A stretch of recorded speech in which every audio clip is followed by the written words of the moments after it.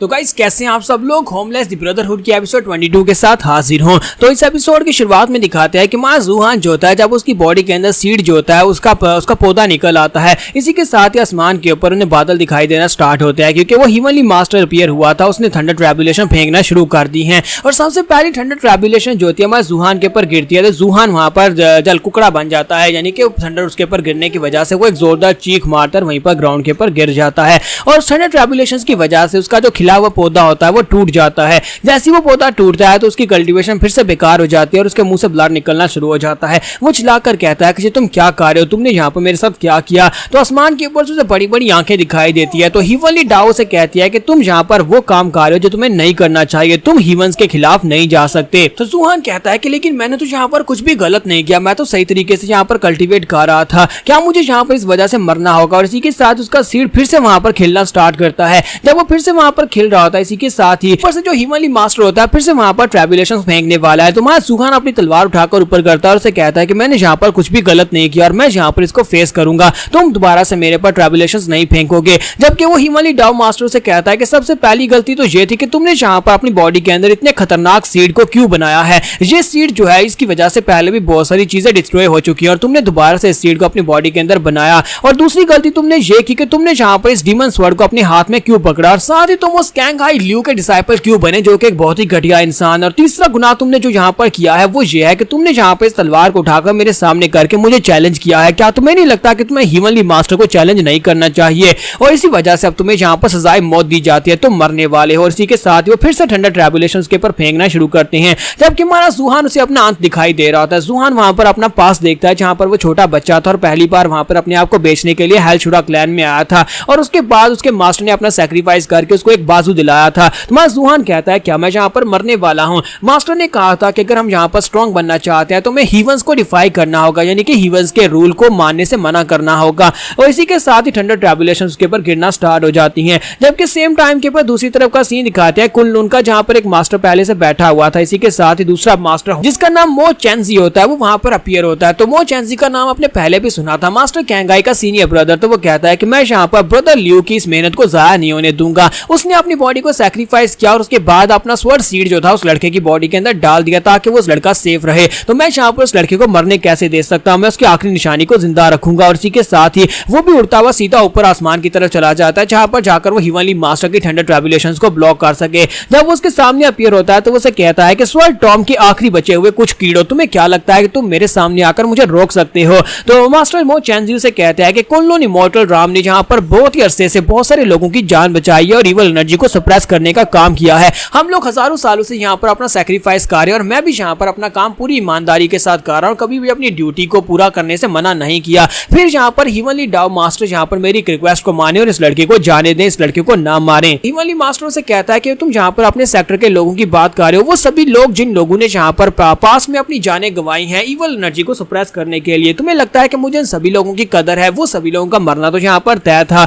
और तुम यहाँ पर मुझे रोक नहीं पाओगे। और इसी के साथ ही वो वहां पर थंडर ट्रैबुलेशंस भेज देते हैं। जबकि मास्टर मो चेंजी जो होते हैं उसे कहते हैं तो फिर मुझे यहाँ पर तुमसे फाइट करनी होगी। और इसी के साथ ही मास्टर मो जो होते हैं अपनी एनर्जी के साथ उसको ब्लॉक करते हैं और साथ ही उसे कहते हैं कि मैं मो चेंजी यहाँ पर अपने स्वर्ड टॉम के 60 साल में यहाँ पर काम किया और बिल्कुल सही तरीके से काम किया, लेकिन आज फाइनली यहाँ पर अपना सैक्रिफाइस देकर मैं इस लड़के को बचाना चाहता हूँ जिसकी बॉडी के अंदर मास्टर ल्यू का सीड है। उसी के साथ ही वो अपनी पावर्स को यूज करते हैं तो आसपास से गड़ी हुई जितनी तलवारें होती हैं वो सारी की सारी उड़कर वहां पर चली जाती हैं क्योंकि वो यहाँ पर इमॉर्टल राम की फोर्सफुल पावर्स को यूज कर रहे होते हैं जो कि फॉरबिडन टेक्निक होती है। तो दूसरे मास्टर जो होते हैं वो कहते हैं कि इसने यहाँ पर कुन-लुन से सारी तलवारों को अपनी तरफ बुला लिया है, लगता है कि यहाँ पर अपना सैक्रिफाइस देने वाला है। तो मास्टर मो चेंजी वहां पर अपने सोल एसेंस को यूज कर देते हैं ताकि वहां पर हिमली मास्टर के ट्रैबुलेशंस को ब्लॉक कर सकें। एक तरफ से तलवारें आगे बढ़ती है, दूसरी तरफ से थंडर ट्रैबुलेशंस आगे बढ़ती है, दोनों एक दूसरे के साथ टकराती हैं। तो वहां पर दोनों के टकराने के साथ ही दिखाते हैं मास्टर मो चेंजी की बॉडी पैरिश हो जाती है। मास्टर मो चेंजी वहां पर अपना सैक्रिफाइस दे देते हैं और इसी के साथ ही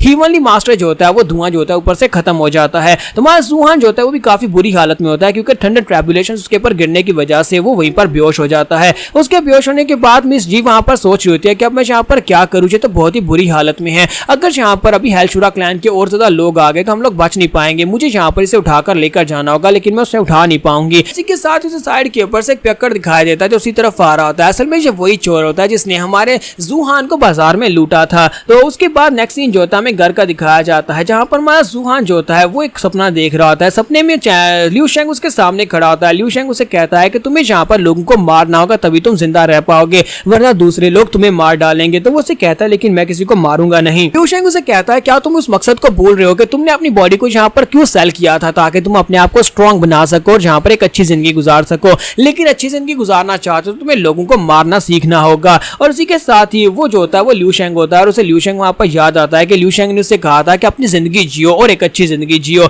और जैसे ही वो बंदा अपने सर के ऊपर से अपना मुखौटा उतारता है तो उसके सामने लिू शेंग खड़ा होता है। वो चिल्लाकर उसे कहता है कि ब्रदर लिू शेंग, लेकिन वहीं पर वो धुएं में गायब हो जाता है, जिसके साथ ही हमारे जूहान को होश आ जाती है। वो उठकर बैठ जाता है तो मिस जी उसके पास ही बैठी होती है और उसे कहती है फाइनली तुम्हें होश आ ही गई। तुम्हारा जूहान कहता है लगता है कि मैं कोई सपना देख रहा था। फिर साथ ही वो उसे पूछता है कि ये कौन सी जगह और हम लोग यहाँ पर कैसे आए। मिस जी उसे कहते हैं कि उस दिन जब तुम्हारे पर ठंडर ट्रैबुलेशंस गिर रही थी, अचानक से ठंडर ट्रैबुलेशंस गिरना बंद हो गई और उसके बाद तुम बेहोश हो गए। मुझे यहाँ पर किसी की मदद लेनी पड़ी। ब्रदर चू ने मेरी मदद की और ब्रदर चू ही तुम्हें उठाकर यहाँ तक लाने में मेरी मदद किया और हम दोनों यहाँ पर इस वक्त ब्रदर चू के घर पर हैं। वहाँ जूहान कहता है कि अब ये ब्रदर चू कौन है, तो वो उसे कहता है कि वो इस गांव में रहने वाला एक हंटर है। यहाँ पर तुम्हारी बॉसदा केयर की जब तुम यहाँ पर बेहोश थे। वैसे भी ये जगह लिंगलोंग पवेलियन के बॉसदा करीब है। हम लोग यहाँ पर से निकलकर सीधे वहाँ पर चले जाएंगे और थोड़ी देर के लिए तुम यहाँ पर रुककर वेट कर लो क्योंकि तुम्हारी बॉडी अभी पूरी तरह से हील नहीं हुई। जूहान उसकी बातें सुनने के बाद हैरान होता है कि यहाँ पर उस ब्रदर चू की इतनी तारीफें क्यों कर रही है, जो ब्रदर चू है कौन। और उसी के साइड के ऊपर से ब्रदर चू निकल कर आ जाता है और उसके लिए वहाँ पर सूप बनाकर लाया होता है, चिकन का सूप।